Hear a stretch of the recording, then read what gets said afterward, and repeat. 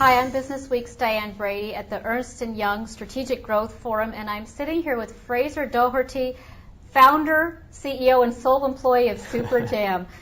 You won a student competition with your product. Right. Talk a little bit about how you came up with the idea. Sure. But when I was 14, my grandmother taught me how to make jam in the kitchen one afternoon, and I started making it as a hobby. And to keep you off the street? Or maybe you'd go to jam at the age of 14?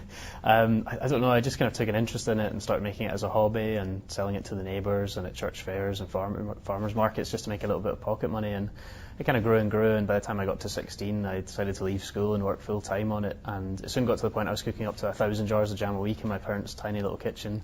And they were never getting to cook the dinner, and I soon had to come up with a big idea in order to move production into a factory.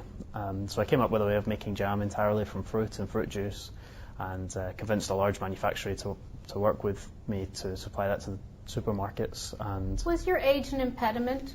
When the CEO shows up and he's 16 years old, was that a help or a hindrance? In the early days when I was trying to convince huge publicly listed food companies to work with me to produce Super Jam, I think a lot of them were fairly skeptical of this teenager coming along with absolutely no money, no experience, and in fact little more than just a set of recipes and a vague ambition to transform the world of jam. So most factories kind of turned me down, but eventually I managed to find one who had kind of suffered from the decline in the industry, and they had a lot of spare capacity in their factory and thought they should give it a shot. Did you need any startup capital? I got a small loan for about £5,000, but other than that I managed to convince suppliers to provide long credit terms, and the supermarkets were very fair with me, so I didn't need any capital beyond that. One thing I'm curious about is where you grow from here. Do you have any employees at this point? It's just me that's employed directly in the company, and then there's a number of people who work on contract or part-time sort of thing. And right now I'm talking to supermarkets all over Europe and in the US and Australia.